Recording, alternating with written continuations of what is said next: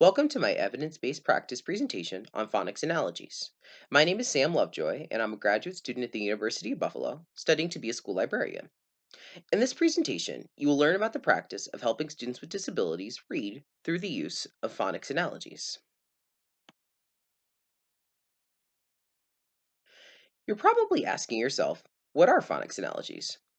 According to Bryant, and Smith, phonics analogies are an evidence-based practice that is helpful for students in primary levels, students with disabilities, or any other readers who might be struggling. The instructional strategy focuses on helping students with their initial, middle, and final phonemes. The goal of this strategy is to help students learn to sound out words by dividing them into individual sounds that, when strung together, form the whole word. By breaking words down into individual sounds, students can gain a better understanding of how the individual sound works together to create the whole word. Studies have shown that using phonics analogies are a great way of helping students with disabilities improve upon their reading skills.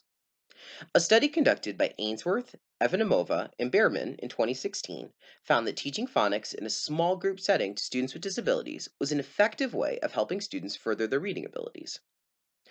Another study conducted by MacArthur, Castles, Conan, Larson, Jones, Andakumar, and Banals in 2015 found that phonics training among students with disabilities, specifically those with dyslexia, had a significant impact on both fluency and accuracy for the students.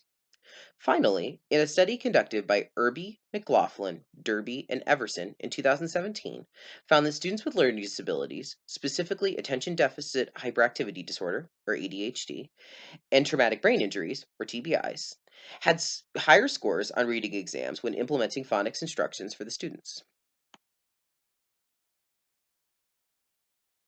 To better understand this practice, I will now demonstrate a way in which you can implement this into your own classroom to help students with disabilities. The tools needed to implement this strategy are 1. An Elkin and mat or box. These are tools that typically have a larger rectangle divided into 3 smaller triangles. Number 2, you'll need clear stones, chips, or really any other small object would work. And number 3, you'll need printouts with images that represent consonant, vowel, consonant, or CVC words, which have 3 individual and unique sounds. These are words like fox, dog, and cat.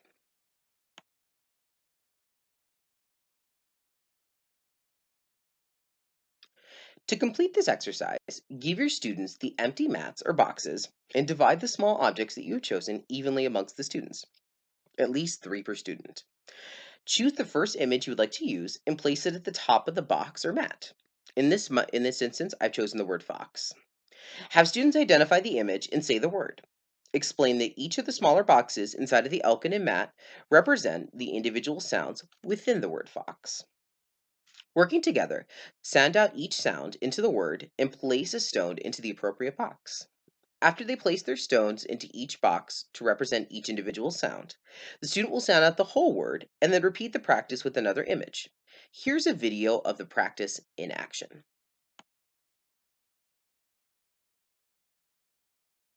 For this activity, we're going to be sounding out words.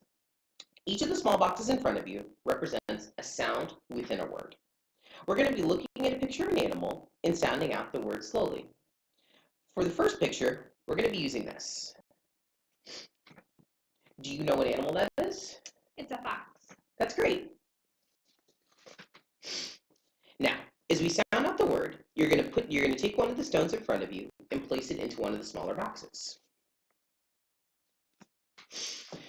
Let's do a couple of these together. Okay, the first sound in the word fox is fa. Can you say that sound? Perfect. So let's place our chip into the box to represent that sound. Okay, the second sound in the word fox is ah. Can you say that sound? Ah. Awesome. So put the chip in the second box. And finally, what's the third? The third sound in the word fox is s. Can you say that sound? Great. So let's put it in there. All right. Let's try and sound out the whole word together using individual sounds. As you practice the whole word, use your finger to slide along boxes to help guide you. Let's say the full word together. Fox. Perfect. Let's try it another time, a little bit faster. Fox. Fox. Great. One more time, even faster. ox, fox. Amazing. All right, let's try another one. Do you know what animal this is? that's a dog. That's great. Okay, now I'm going to try to challenge you a little bit. Do you know what the first sound in the word dog is? D, Awesome. Okay, so we're going to put our first chip in the first box right here. Now, do you know what the second sound in the word dog is? ah, Awesome. So let's put your chip right there. And do you know what the third sound in the word dog is? g, Perfect. So let's place it right there. And let's try to sound out the whole word together, just like we did last time. We're going to go slowly with the individual sounds, and then we'll say it completely. So, d, g, dog. Perfect. Let's try it a second time, a little bit faster. D, G, dog. Perfect. And the third time, even faster. D, G, dog. Amazing. All right, so let's try one more, and then I'm going to have you practice a few on your own. How does that sound? Sounds good. Perfect. Do you know what animal this is? That's a cat. That's right. Okay. Now, the first sound in the word cat is k. Can you say that for me? Perfect. The second sound in the word cat is ah. Can you say that for me? Ah. Awesome. And the final sound in the word cat is t. Can you say that for me? T. Amazing. So now, just like we did with the fox and with the dog, we're going to try to blend all the words together using all the individual sounds. So let's try it together. K, At, cat. Awesome. Let's try it a second time, a little bit faster. At, cat.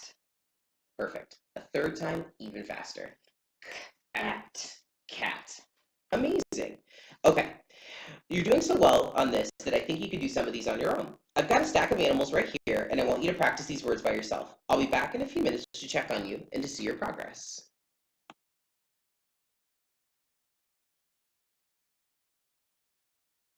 Best way for students to gain a level of mastery in the skill is to have them repeat this process with other CVC words and have them practice on their own after several guided attempts together.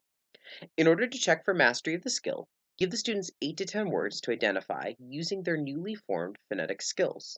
You should see a real difference in your students' performance level. Phonics analogies are a great way of helping students with disabilities learn to sound out words that they read.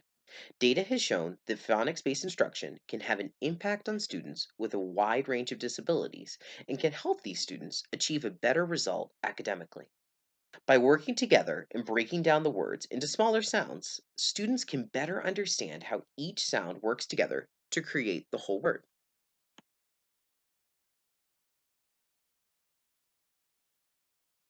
Thank you for watching my presentation. For more information on phonics analogies, or to read the sources mentioned in this presentation, please see a list of sources and resources on this page.